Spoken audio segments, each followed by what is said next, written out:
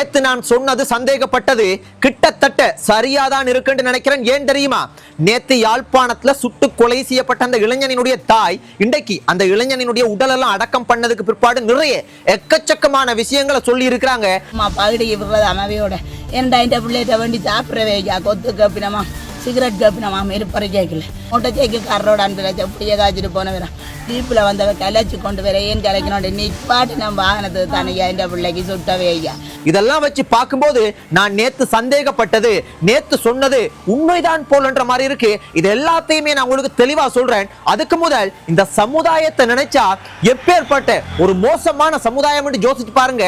அந்த குடும்பத்துல ஒரு உயிரை இழந்து அவங்களோட ஆதங்கங்களை கவலைய துன்பத்தை வெளிப்படுத்தி கொண்டிருக்காங்க. ஆனா ஒரு பக்கம் ஒரு ஆட்கள் என்ன தெரியுமா சொல்றாங்க? அந்த இளைஞனை சுட்டு கொள்ளதான் வேணுமா? அது சரிதானா? ஏன் தெரியுமா? வாகனத்தை அவர் நிறுத்தாம போனேர் என்ற கடவுளே. இப்படி கதைக்கிற நீங்க அந்த நாட்டினுடைய ஜனாதிபதி நல்ல ஜனாதிபதி இல்லைன்னு சொல்லல. ஆனா இந்த ஜனாதிபதிக்கு நீங்க இந்த விஷயத்த சொல்லுவீங்களா? ஏனண்டா அவர் இந்த தேர்தல்ல ஜனாதிபதி தேர்தல்ல சொன்னேர் இந்த பெட்ரோல் விலைய பாதிக்கு பாதி குறைப்பா அப்படின்டா கிட்டத்தட்ட 150 ரூபாய்க்கு கொடுக்கக்கூடிய மாதிரிக்கெல்லாம் சொன்னேர். செய்துட்டேரா இல்லதானே? அதே போல இந்த மஹிந்த ராஜபக்ச அவங்க எல்லாம் இந்த நாட்டுல எக்கச்சக்கமான காசுகளை எல்லாம் கொள்ளையடிச்சு ஏதோ நாட்டுல கொண்டு போய் கொள்ளையடிச்சு வச்சிருக்காங்க, பதுக்கி இருக்கிறாங்க. நாங்க ஆட்சிக்கு வந்தா இது எல்லாத்தையுமே பாத்தீங்கன்னா வந்து புடிச்சு போடுவோம் அது இதுன்னு சொன்னாங்க. இது வரைக்கும் செஞ்சுட்டேரா? இப்படி சொல்லிக்கொண்டே போகலாம். அதுக்காக இந்த நாட்டினுடைய ஜனாதிபதியை நான் தவறு சொல்ல வரல. ஒருத்தவங்க செய்ததை வந்து சின்ன தவறுகள் இருக்கின்றதுக்காக முழுமையா அதே போலதான் இந்த நபர் இந்த இளைஞர் ஒரு வாகனத்தை நிறுத்தாம போறாங்கன்றதுக்காக சுட்டு கொள்ள முடியுமா ஐயா? இதுல இருந்து என்ன நான் வழங்கி கொள்றேன்டா, ஒரு விஷயம் வெளியில நடந்திருக்குண்டா நம்மட குடும்பத்துல நடந்தது போல உணர்றதில்லை, கவலைப்படுறதில்லை. இதுதான் ஐயா மிக மிக ஒரு மோசமான மனிதநேயம் இல்லாத மனசுன்னு சொல்றது. அதே போல சில இந்த பேஸ்புக்ல அதுல இதுல எல்லாம் சமூக வலைத்தளத்துல பாக்குறேன், ஏதோ இவங்க நேரா போய் நின்று பார்த்த மாதிரிக்கு இவங்க எல்லாமே தெரிஞ்ச கடவுள் மாதிரிக்கு கதைக்கிறாங்க. ஒரு காவல்துறை ஒரு அறிக்கையை விட்டுட்டாங்க, அவங்க ஒரு செய்தியை வந்து வெளியிட்டு இருக்காங்கடா, அது உண்மையாகுமா ஐயா? இப்போ ஒரு உதாரணத்துக்கு நான் மிகப்பெரிய ஒரு திருட்டு மிகப்பெரிய ஒரு தவறு செய்துட்டேன்டா, ஆமா நான் தவறு செய்துட்டேன், நான் வந்து என்னைய மன்னிச்சு கொள்ளுங்க, இல்லண்டா என்னைய பிடிச்சி ஜெயில போடுங்கன்னு சொல்லுவோமா ஐயா? மனுஷன் வந்து அப்பேற்பட்ட மோசமானால் ஏன் நான் இதை சொல்றேன்டா, நிறைய பேர் அந்த இளைஞன் செய்தது மிக மிக தவறு என்று சொல்றாங்க. அவர் செய்தது தவறா இருக்கும் ஐயா, ஆனா துப்பாக்கியால சுட்டதெல்லாம் வந்து சரி என்று சொல்ல முடியாது. இதுக்கு பின்னுக்கு இருக்கிற எக்கச்சக்கமான விஷயங்களை இன்றைக்கு இறுதி ஊர்வலம், அதாவது அந்த இளைஞரினுடைய உடல் அடக்கம் பண்ணப்பட்டது. அந்த நேரத்துல அந்த குடும்பம் அவங்களோட கவலை துன்பம் கோபம் எல்லாத்தையும் வெளிப்படுத்துறாங்க. அவங்களுக்கு கோபம் இருக்கத்தான் செய்யும், அவங்களுக்கு கவலை இருக்கத்தான் செய்யும், அவங்க ஆதங்கப்படதான் செய்வாங்க. அதை பொறுத்து கொள்ளதான் வேணும். யாழ்ப்பாணத்துல அந்த விஷயம் நடக்குது. அப்ப அந்த வீதியால் அவங்க அந்த உடலை கொண்டு ஒரு ஆர்ப்பாட்ட மாதிரிக்கு அதுல இருக்கிறதே கொஞ்சம் பேர் தான். ஏன் அந்த கிராமத்துல வேற சனம் இல்லையோ எனக்கு தெரியல, எட்டியும் பார்க்கல போல இருக்கு, கொஞ்சோண்டு சனம் தானே வருது. அதுல அவங்க கதறி குளறி அழுது அவங்களோட கவலையெல்லாம் வெளிப்படுத்தி ஒரு சின்ன பதாக மாதிரிக்கு வந்து போராட்டம் கூட இல்லை, சின்ன இது மாதிரி செய்யறாங்க.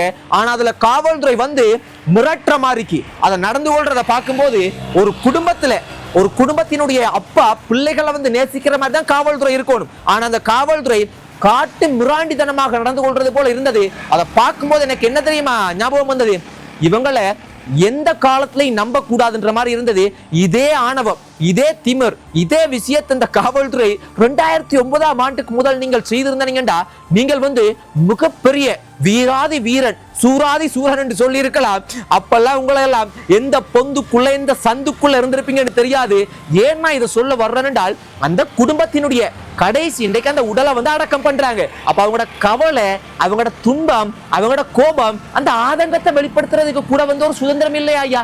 இதுதான் அந்த நாட்டுல இருக்கிற சுதந்திரம், இதுதானா நீங்க கொடுக்கிறவங்களுக்கான ஒரு மனிதநேயம், இதுதானா காவல்துறை நண்பன் என்று சொல்றது? நல்ல நண்பன் ஐயா. இப்ப அந்த குடும்பம் அந்த தாய் என்ன தெரியுமா இன்றைக்கு சொல்லி இருக்கிறாங்க? இந்த விஷயம் நாங்க நேத்து கதைச்சிருந்தாலும் இதுல எக்கச்சக்கமான விஷயங்கள் இன்றைக்கு வெளியே வந்திருக்குது. அந்த தாய் சொன்னது என்னண்டா, நேத்து இரவு அதிகாலை அந்த இரவு நேத்தா முந்தநாத்து நினைக்கிறேன், அப்ப 1:30க்கு தான் சுட்டு இருக்காங்க. ஆனா வைத்தியசாலைக்கு எத்தனை மணிக்கு கொண்டு போயிருக்காங்க? 5:30க்கு. என்னையா அந்த அல்லப்பட்டின்ற இடமும் வைத்தியசாலையும் சற்றியா 10 நிமிஷத்துல போக முடியுமோ ஒரு வாகனத்துல போனா, அதுவும் சிலவா போனாலே, அதுவும் இரவு நேரம் எந்த ஒரு வாகனம் டிராபிக்கும் இருக்காது. அப்ப அந்த நேரத்துல இப்ப 1:30 மணி 5:30 மணிண்டா கிட்டத்தட்ட 3 மணித்தியாலயத்தை கடந்து இருக்குது. ஏன் இவ்வளவு நேரம் எடுத்திருக்கிறாங்க? இன்னொரு விஷயம் அந்த தாய் சொல்லி இருக்காங்க, இந்த பைக்ல நின்றவங்களுக்கு இந்த வாகனத்துல போனவங்களுக்கு தான் பிரச்சனை, ஆனா துரத்தி வந்தது யாரு? ஜீப்ல வந்து துரத்தி வந்திருக்காங்க. ஜீப்ல துரத்தி வந்து வாகனத்தை நிறுத்தினதுக்கு பிற்பாடுதான் துப்பாக்கியால சுட்டு இருக்காங்கன்னு அந்த தாய் சொல்றாங்க. அதே போல ஒரு தடவை சுட்டோனியா அந்த இளைஞன் வந்து மயக்கமாயிட்டு, ஆனா மறுபடியும் சுட்டிருக்காங்கன்ற ஒரு குற்றச்சாட்டை வைக்கிறாங்க. அது மட்டும் இல்ல, அந்த வாகனத்துல இருந்து இன்னும் 2 நபர்களை கைது பண்ணாங்க. கைது பண்ணி அடிச்சு உதைச்சு நிறைய சித்திரவதையெல்லாம் பண்ணி இருக்கிறதாக அந்த தாய் வந்து குற்றச்சாட்டு வைக்கிறாங்க. வெறும் குற்றச்சாட்டுல அந்த நபர்கள உடல்ல பாத்தீங்கன்னா வந்து காயங்கள் இருக்குன்னு சொல்றாங்க. அது மட்டும் இல்ல, அந்த இளைஞரை சுட்டு கொலை செய்ததான் பிற்பாடு அதை ஒரு இடத்துல இருந்து இன்னொரு இடத்துக்கு கொண்டு போய் இருக்கிறாங்க. இப்படி எக்கச்சக்கமான விஷயங்கள் வந்து அவங்களினுடைய குற்றச்சாட்டுக்களை வைக்கிறாங்க. சோ இதெல்லாம் பார்க்கும்போது இதுல இருந்து என்ன தெரிய வருதுன்றால், நான் நேற்றைய தினம் சொல்லியிருந்தேன், இந்த இளைஞரினுடைய இந்த உடற்கூறு விஷயத்துல வந்து மருத்துவ அதிகாரிகள் என்ன சொல்லியிருக்காங்க என்றால், இவர் ஐஸ் அதே போல ஹெரோயின் என்று நினைக்கிறேன் இந்த போதைப் பொருள் பாவிச்சிருக்கிறார் என்ற ஒரு அறிக்கை ஒன்றை கொடுத்திருந்தாங்க. அதே போல இந்த காவல்துறை இந்த மாதிரியான இவங்களுக்கு எல்லாம் வந்து ஒரு நபரை சுட்டு கொலை செய்யறாங்கடா, அந்த விஷயம் சர்வசாதாரண விஷயமா இருக்காது. மிகப்பெரிய திருட்டொண்டு இவங்களது சிக்குப்பட போது வெளியே வரப்போதுண்டாதான் இந்த விஷயம் வந்து பாத்தீங்கன்னா இவ்வளவு பாரதூரமாக நடந்திருக்கும் என்று நான் நினைக்கிறேன் என்று நேத்து நானே சொல்லி இருந்தேன். ஆனா இது உண்மை என்ற அளவுக்கு இன்றைக்கு அந்த குடும்பத்தினுடைய தாய் கதைக்கிறத வச்சு பார்த்தா திட்ட தெளிவா தெரியுது. இப்ப நான் என்ன சொல்ல வாரேன் என்றால், இதெல்லாம் பார்க்கும்போது இதெல்லாம் சின்ன விஷயம் இல்லை. இப்ப இந்த அரசாங்கம் கொஞ்சம் நல்லா இந்த சமுதாயத்தை, இந்த மக்களை, இந்த இளைஞர்களை எல்லாத்தையும் கட்டி எழுப்புற மாதிரி இருந்தாலும் இந்த விஷயங்கள் இதெல்லாம் பார்க்கக்குள்ள ஏன் நீதி வந்து கொஞ்சம் தாமதமாகுது? போராட்டம் பண்றது வந்து பண்ணக்கூடாதுன்னு வந்து மிரட்டினாங்க. இதெல்லாம் வந்து இதெல்லாம் பார்க்கக்குள்ள எப்படி தெரியுமா இருக்குது? இந்த சண்டியன் இல்லாத இடத்துல நொண்டியனும் சண்டியன் நின்றுவாங்களாம். 2009ஆம் ஆண்டுக்கு நீங்கள் எல்லாம் எங்கய்யா இருந்த, நீங்க எங்க இருப்பீங்கன்னு தெரியாது. காவல்துறைன்றது மக்களோட இருக்கிற சாதாரண ஆட்கள் இல்லை. சிறப்பு பயிற்சி கொடுத்து, சிறப்பு சத்திய பிரமாணம் எடுத்து, சிறப்பாக வந்து மக்களோட மக்களாக சேவை செய்யறதுக்கு வந்திருக்கிற அதிகாரிகள். அதுவும் சாதாரணமாக இல்லை. அவர்களுக்கு மாதம் மாதம் இந்த காணொலியை கதைக்கிற நான், இந்த காணொலியை பார்க்கிற நீங்க ஒவ்வொருத்தரும், நாங்க வாங்குற ஒவ்வொரு டொஃபி, வாங்குற அரிசி, ஒவ்வொரு வாங்குற பொருட்கள் எல்லாத்துல இருந்தும் போற வரிகள்ல இருந்து அவர்களுக்கு மாதம் மாதம் சிறந்த சம்பளம் வழங்கப்படுது. அவர்களுக்கு ஸ்பெஷலான சலுகைகள் இருக்குது. வீட்டு லோன் எடுக்க முடியும். அரசாங்கத்துல வேலை செய்யறாங்கண்டா வந்து ஏகப்பட்ட சலுகைகள் இருக்குது. அது இல்லாம அவர்களுக்கு வந்து பென்ஷன் இருக்குது. இப்படி எக்கச்சக்கமான சலுகைகள் வந்து இவர்களுக்கு அந்த உயிரிழந்த இளைஞர் இருக்கிறான், அந்த இளைஞனினுடைய வரிப்பணத்திலையும் இருந்துதான் இவருக்கு இதெல்லாம் கிடைக்குது. அதை மறந்துட கூடாது ஒரு நாளும். ஒரு வேளை இந்த நாட்டில் இருக்கிற, இந்த பூமியில, இந்த தேசத்துல இருக்கிற நீதிபதி சட்டத்துல இருந்து தப்பிக்கலாம், ஆனால் இறந்து போனதன் பிற்பாடு இறைவன் என்ற ஒரு நீதி வரும். அங்க தீர்ப்பு வரும். அங்க தப்பிக்கிறதுக்கான சந்தர்ப்பங்கள் அறவே இருக்காது. அங்க அந்த காவல்துறை போலீஸுக்கு மட்டுமில்லை, இந்த வசைபாடுறீங்க, ஆமா அவரை சுட்டுதான் இருக்கணும், அவர் ஏன் வாகனத்தை நிறுத்தல, அது கதைக்கிற ஒவ்வொரு வார்த்தைகளுக்கும் நாங்கள் கடவுள் என்ற ஒரு நீதிமன்றத்துல பதில் சொல்லிதான் ஆகணும்.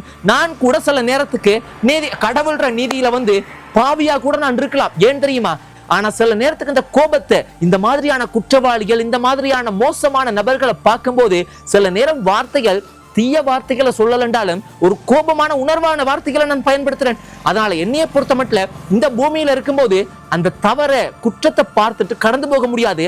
நான் ஒரு யூடியூபராக இருந்தா கூட அந்த யூடியூப்லையும் ஒரு அறம் நின்று சரியான விஷயத்தின் நீதியின் பக்கம் நின்று கதைக்கணும் என்று நான் நினைக்கிறேன். நன்றி சொந்தங்களை, என் மீது தவறுகள் இருந்தாலும் மன்னிச்சு கொள்ளுங்க.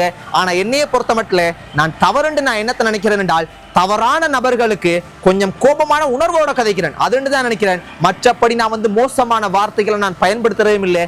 கடும் கவனமாக பயணம் செய்ய, கொஞ்சம் மனிதநேயத்தோட வாழ பழகுங்க சொந்தங்களே. நன்றி.